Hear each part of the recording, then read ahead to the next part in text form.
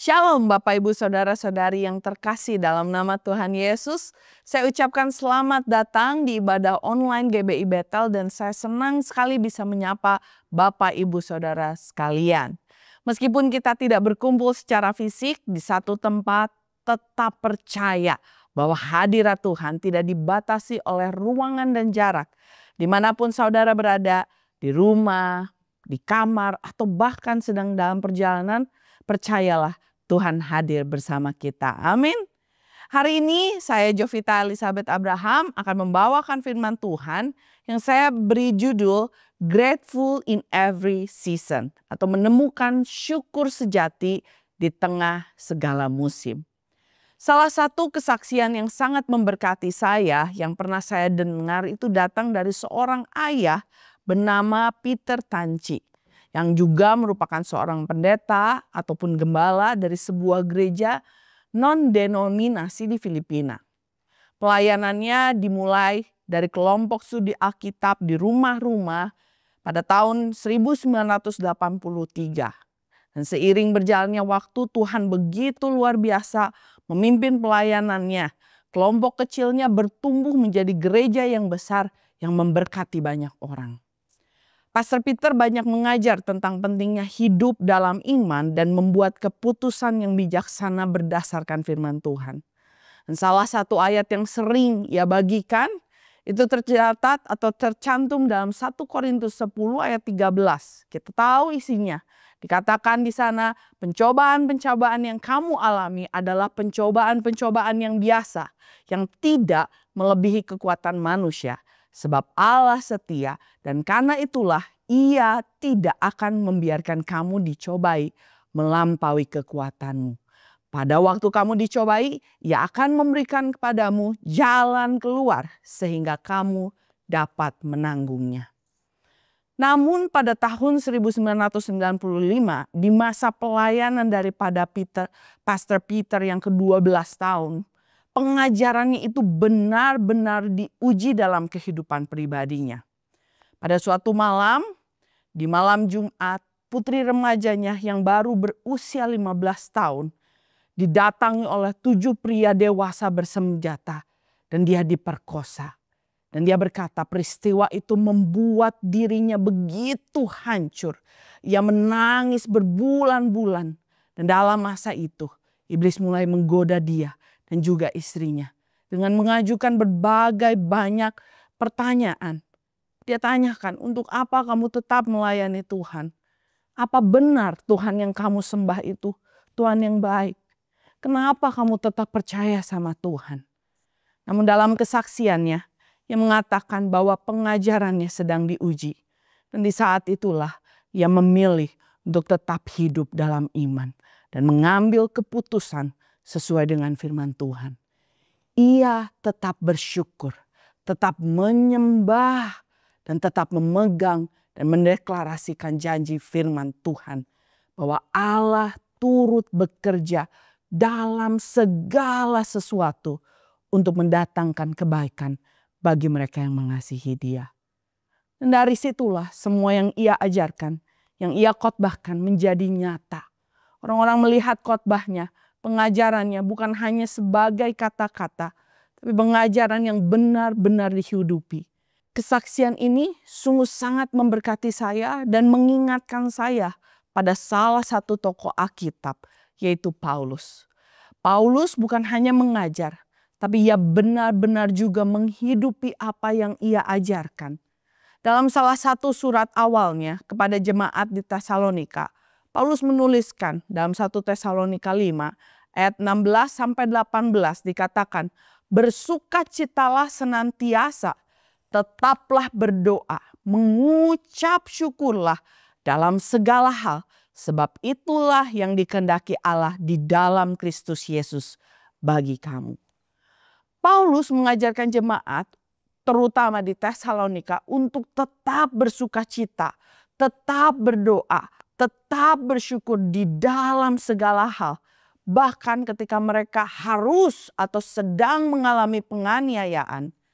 Namun sekitar 10 tahun setelah surat itu ditulis kepada jemaat Tesalonika, Ajaran Paulus itu sendiri kembali diuji atau diuji sama Tuhan di dalam kehidupan nyatanya. Kenapa? Karena kemudian seperti yang kita tahu ya, ditangkap, dimasukkan ke dalam penjara Roma karena pemberitaan yang Injil yang dia lakukan.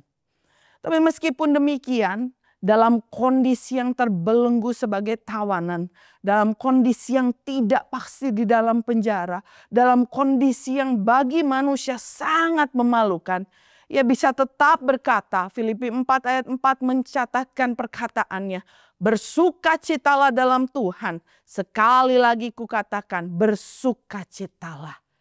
Bahkan tulisan-tulisan Paulus lain dalam surat Injil Filipi justru mengandung begitu banyak ucapan syukur dan sukacita. Sehingga surat Filipi ini dikenal sebagai salah satu surat yang penuh sukacita, semangat, dan penguatan iman. Paulus membuktikan bahwa iman dan pengucapan syukur bukanlah reaksi terhadap situasi baik, tetapi keputusan hati yang percaya kepada Tuhan dalam segala keadaannya. Tapi pertanyaannya, kenapa Paulus bisa tetap bersyukur? Apa yang menjadi kunci, fondasi yang membuatnya bisa tetap bersyukur dan bersukacita meskipun pada saat itu kondisinya sangat tidak mendukung untuk dia tetap bersyukur? Saya melihat bahwa kunci atau fondasi Paulus untuk tetap bersyukur dalam segala situasi, dalam segala musim hidupnya itu tercatat dalam Filipi 3 ayat 13 sampai 14. Saudara-saudara, aku sendiri tidak menganggap bahwa aku telah menangkapnya. Tetapi ini yang kulakukan.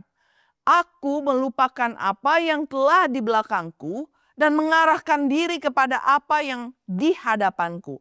Dan berlari-lari kepada tujuan untuk memperoleh hadiah, yaitu panggilan sorgawi dari Allah dalam Kristus Yesus. Amin.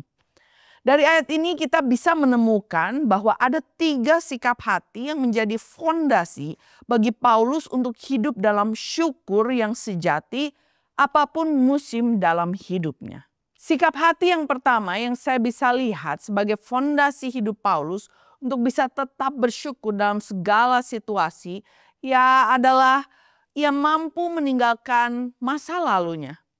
Kalau kita lihat Filipi 3 ayat 13a tadi mengatakan, aku melupakan apa yang telah di belakangku. Ini bukan berarti ia tidak mengingat apa yang telah terjadi. Tetapi ia memilih untuk tidak hidup di masa lalu. Paulus tidak membiarkan masa lalunya, baik luka maupun kejayaan, menjadi penjara yang menahannya untuk melangkah maju. Kalau kita ingat masa lalu Paulus itu memiliki sebuah masa lalu yang begitu kelam. Dalam 1 Timotius 1 ayat 13, Paulus sendiri mengakui bahwa dulu dia adalah penghujat dan penganiaya jemaat. Dan hal ini membuat banyak sekali orang menangis karena Paulus. Tersiksa karena Paulus. Tapi luar biasanya Paulus tidak membiarkan rasa bersalah itu menghancurkannya. Ia memilih untuk bersyukur atas kasih karunia Tuhan yang Tuhan telah berikan pada dirinya untuk mengampuni dan menebus hidupnya. Dan seharusnya kita pun belajar untuk bersikap seperti Paulus. Jangan sampai masa lalu kita yang kurang atau tidak baik menahan kita untuk maju dalam rencana Tuhan. Untuk selalu bersyukur dengan apa yang ada. Jangan biarkan kegagalan masa lalu membuat kita merasa tidak layak. Tidak ada hal yang bisa disyukuri.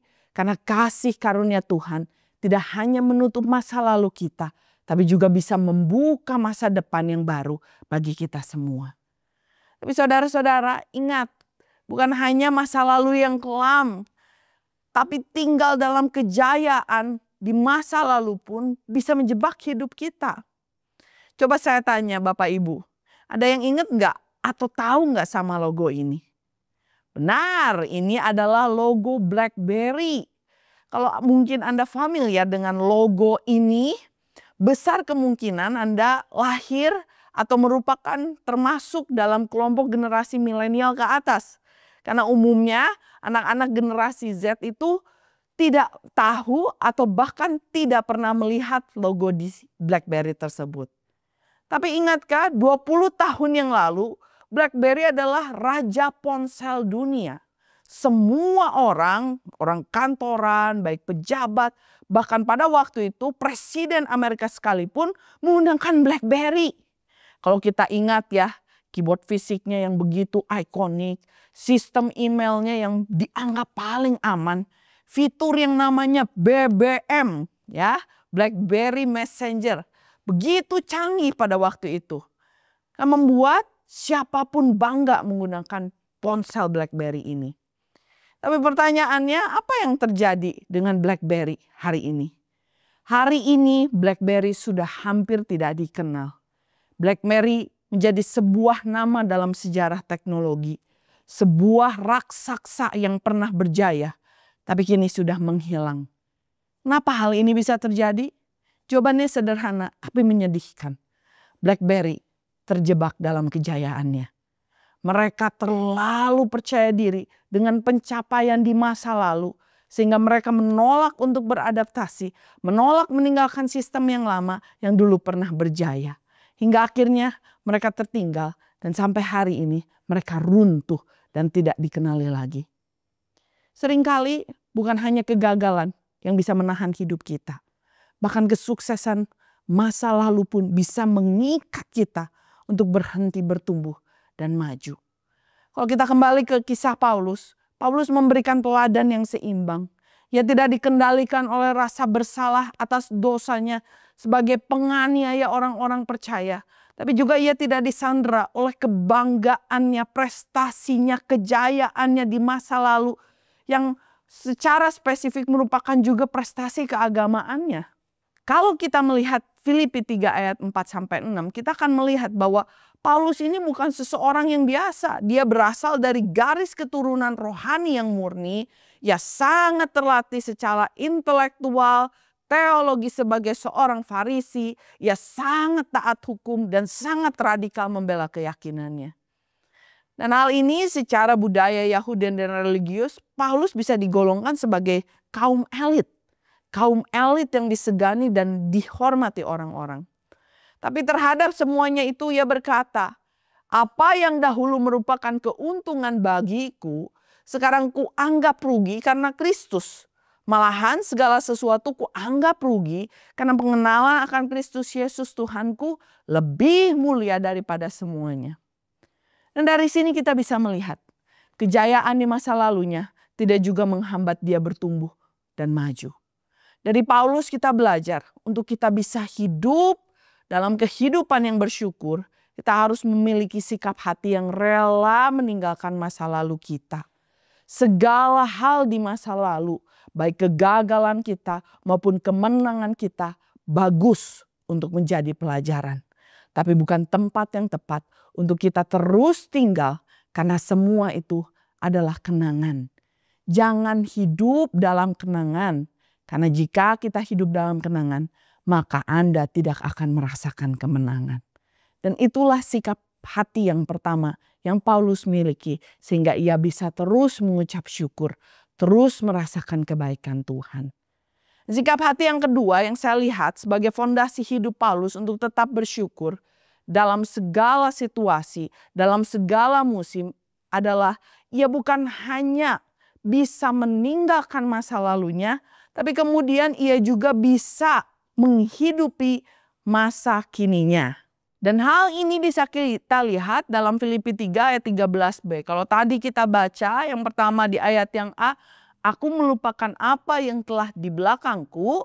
Dan di 13b dikatakan dan mengarahkan diri kepada apa yang di hadapanku. Saya melihat bahwa bagi Paulus rasa syukur itu bukan muncul karena semuanya baik. Tapi karena ia memilih untuk melihat hal-hal baik yang ada di hadapannya. Ia menghidupi hari-hari ini dengan penuh kesadaran. Melihat hal-hal baik yang masih ada. Dan ia menghitungnya satu persatu. Makanya meskipun ia di penjara, ia tetap bisa berkata dan menuliskan. Aku mengucap syukur. Aku bersuka cita senantiasa. Dan kita melihat bahwa perkataan, tulisan, ucapan syukurlah yang keluar daripada Paulus meskipun ia di dalam penjara dan bukan keluhan. Saya yakin ini terjadi karena Paulus tidak fokus pada apa yang hilang, yang tidak ada padanya. Tapi ia fokus menghitung pada apa yang masih ada padanya dan mengelola apa yang Tuhan masih tempatkan di tangannya. Paulus bersyukur bukan karena semuanya baik, tapi karena Tuhan tetap hadir dan bekerja melalui hidupnya. Pengkhotbah 9 ayat 10a mengingatkan kita, segala sesuatu yang dijumpai tanganmu untuk dikerjakan, kerjakanlah itu sekuat tenaga. Mari kita lihat tangan kita. Hari ini, apa yang ada di tangan kita? Keluarga kita, dengan kesehatan, pekerjaan, talenta, kesempatan untuk melayani. Fokus, hitung dan kelola yang Tuhan percayakan hari ini. Karena itulah porsi kita. Sekecil apapun cukup untuk kita mulai bersyukur. Dan lebih daripada itu, cukup bagi Tuhan untuk melakukan perkara besar melalui hidup kita. Saudara, saya mau ingatkan juga, hati-hati dengan perbandingan. Seringkali kita kehilangan rasa syukur di masa kini, bukan karena kita kurang diberkati, tapi karena kita membandingkan tangan kita dengan tangan orang lain. Kenapa ya? Yang dia punya lebih banyak daripada saya. Kenapa ya? Kok jalan saya itu lebih sulit daripada jalannya dia? Berhenti membandingkan. Karena Tuhan tidak memanggil kita untuk membandingkan. Tuhan memanggil kita untuk mengelola bagian yang Ia percayakan kepada kita. Ingatlah, Daniel fokus dengan tangan yang berdoa. Simson dengan tangan yang kuat. Dan keduanya dipakai Tuhan untuk membungkam singa. Nuh mengerjakan perahu dengan tangannya yang terampil. Tapi Musa fokus mengangkat tongkatnya. Namun keduanya Tuhan pakai untuk menyelamatkan umatnya, bangsa Israel dari air. Yang satu dari air bah dan yang satu lagi keluar dari Laut Merah. Kuncinya bukan siapa yang punya yang lebih besar, tapi siapa yang percaya dan taat dengan apa yang ada di tangan mereka. Jangan tunggu semuanya baik untuk kita mulai bersyukur. Mulailah hari ini dengan apa yang ada, di mana Anda berada. Karena apa yang ada di tanganmu hari ini cukup untuk menjadi alasan kita bersyukur. Cukup bagi Tuhan untuk memakai hidupmu secara luar biasa. Amin. Dan yang ketiga, yang terakhir, sikap hati yang saya lihat sebagai fondasi hidup Paulus untuk tetap bersyukur dalam segala situasi adalah ia bukan mampu meninggalkan masa lalunya dan menghidupi masa kininya, tapi ia juga hidup dengan arah. Ia fokus menuju masa depan. Dan hal ini terlihat pada ayat yang ke-14. Tadi kita baca Filipi 3 ayat 13-14. Aku melupakan apa yang telah di belakangku dan mengarahkan diri kepada apa yang di hadapanku. Dan berlari-lari kepada tujuan untuk memperoleh hadiah, yaitu panggilan sorgawi dari Allah dalam Kristus Yesus. Paulus tidak melangkah tanpa tujuan. Ia tahu persis kemana arah hidupnya dan untuk siapa dia hidup. Fokusnya bukan pada jeruji besi yang mengurungnya, yang mengungkungnya, tapi pada mahkota kekal yang menantinya di depan sana. Paulus tahu betul bahwa hidup di dunia ini hanyalah sementara dan bukan segalanya. Dan dia tahu betul bahwa kewarganegaraannya bukanlah kewargaan dunia, melainkan kewargaan sorga. Oleh sebab itu dia tidak hidup dalam ketakutan dan tidak menjalani hidup dengan keluhan, melainkan dengan pengharapan dan sukacita. Perkataannya dalam Filipi 4 ayat 13 mengatakan, segala perkara dapat kutanggung di dalam Dia yang memberi kekuatan. Hal ini menunjukkan pada kita bahwa ia tidak menyangkali bahwa kenyataan hidup seringkali sulit. Tapi meskipun itu sulit, ia tetap memilih untuk tetap percaya bahwa di dalam Kristus selalu ada kekuatan untuk melangkah. Kuncinya apa? Paulus punya pengharapan yang pasti. Sehingga ia tidak hidup dalam kekhawatiran. Sehingga ia tidak hidup dalam ketakutan yang membuatnya bersungut-sungut. Melainkan ia hidup dalam iman. Sehingga ucapannya adalah ucapan penuh rasa syukur. Pertanyaannya, bagaimana dengan kita? Sudahkah kita sama seperti Paulus yang begitu yakin dengan masa depannya? Sudahkah kita memiliki pengharapan yang pasti untuk masa depan kita? Kalau mungkin hari ini Anda belum memiliki kepastian akan masa depan Anda. Selama ini mungkin Anda menjalani hidup tanpa arah yang jelas. Engkau tidak tahu kemana dan di mana akhirnya hidupmu nanti. Dan ketidakpastian itu selama ini telah membuat Anda takut, khawatir. Yang kemudian membuat Anda sulit menjalani hari-hari dengan ucapan syukur. Sulit menghadapi masa depan dengan ucapan syukur. Hari ini ada kabar baik bagi Anda dan kita semua. Ada satu pribadi yang sanggup memberi Anda arah, pengharapan dan kepastian kekal. Dia adalah Yesus Kristus. Yesus bukan hanya menawarkan pengampunan untuk masa lalu kita. Dia bukan hanya memberikan kekuatan untuk kita menghadapi masa-masa kini. Tapi juga dia memberikan jaminan kekal bagi masa depan kita. Firman-Nya dalam Yohanes 14 ayat 6. Akulah jalan dan kebenaran dan hidup. Tidak ada seorang pun yang datang kepada Bapa kalau tidak melalui aku. Jika hari ini Anda merasa hampa, Yesus adalah hidup. Kalau hari ini Anda meragukan arah tujuan hidup Anda, Yesus adalah kebenaran yang pasti. Tidak ada alasan untuk Anda terus hidup dalam ketidakpastian. Hari ini adalah kesempatan Anda untuk memiliki pengharapan yang sejati dan hidup dalam kepastian yang kekal. Pertanyaannya, maukah Anda menerima pengharapan sejati dan kepastian kekal itu? Kalau engkau mau, saat ini buka hatimu, undang Yesus dalam hidupmu, dalam hatimu, dan terima Yesus sebagai Tuhan dan Juru Selamat dalam hidupmu. Karena ketika Anda percaya kepada Yesus, Anda tidak lagi sendiri.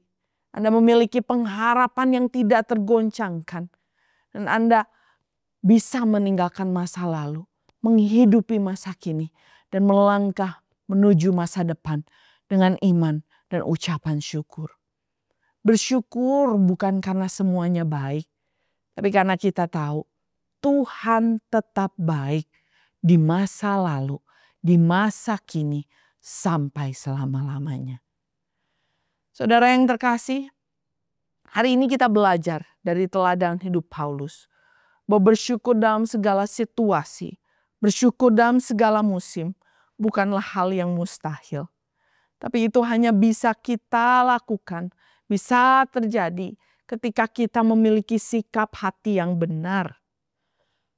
Bukan karena hidup ini selalu mudah, tapi karena kita tahu siapa yang memegang hidup kita.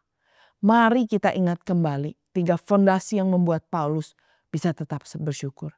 Ia meninggalkan masa lalunya. Ia tidak dikendalikan oleh rasa bersalah atau kebanggaan lamanya. Tapi ia hidup dalam kasih karunia Tuhan. Ia menghidupi masa kininya. Tidak sibuk membandingkan diri dengan orang lain. Tapi tetap setia dengan apa yang Tuhan percayakan di tangannya. Dan yang ketiga, ia menuju masa depan dengan iman. Karena ia tahu bahwa akhir hidupnya di surga sana ada yang kekal bersama Yesus Kristus. Hari ini Tuhan mengajak kita untuk hidup juga dengan hati yang sama. Jangan biarkan masa lalumu menahan langkah kita. Jangan abaikan berkat yang ada di tangan kita hari ini. Dan jangan biarkan ketidakpastian menghalangi iman kita untuk melangkah ke depan. Tinggalkan masa lalu, hidupi masa kini, dan tatap masa depan dengan iman. maka hidupmu akan selalu dipenuhi rasa syukur. Hidup bersama Kristus itu bukan sekedar hidup yang bertahan, tapi juga hidup yang diarahkan, hidup yang dikuatkan, dan hidup yang dipenuhi pengharapan sampai kekekalan. Amin. Tuhan Yesus memberkati. Sebelum kita menutup firman Tuhan, mari kita berdoa bersama-sama. Bapa, kami sungguh bersyukur Engkau hadir di tempat dimanapun kami berada. Kami percaya Tuhan, hadirat-Mu, firman-Mu telah menguatkan kami, menegur kami dan mengingatkan kami ya Bapa. Tuhan ampuni kami ya Tuhan kalau sering kali kami bersungut-sungut dan tidak bersyukur Tuhan. Tapi hari ini dari firman Tuhan kami belajar. Kami bisa melihat daripada teladan Paulus Tuhan. Untuk bisa bersyukur di segala musim Tuhan. Bantu kami ya Tuhan, anak-anak-Mu untuk bisa meninggalkan masa lalu kami. Kegagalan kami, kejayaan kami. Itu baik buat bagi pelajaran kami. Tapi janganlah hal-hal di masa lalu meninggalkan dan mengekang kami ya Bapa. Untuk bisa terus maju di hadapan Engkau ya Bapa. Tuhan, kami juga mau berdoa, kuatkan kami, mampukan kami untuk menghidupi hari ini. Menghitung setiap berkat yang Engkau berikan pada hari ini, pada masa ini bagi kami. Biar kami fokus dengan apa yang Engkau berikan di tangan kami. Dan memaksimalkan, mengelolanya dengan baik. Sehingga nama Tuhan dipermuliakan.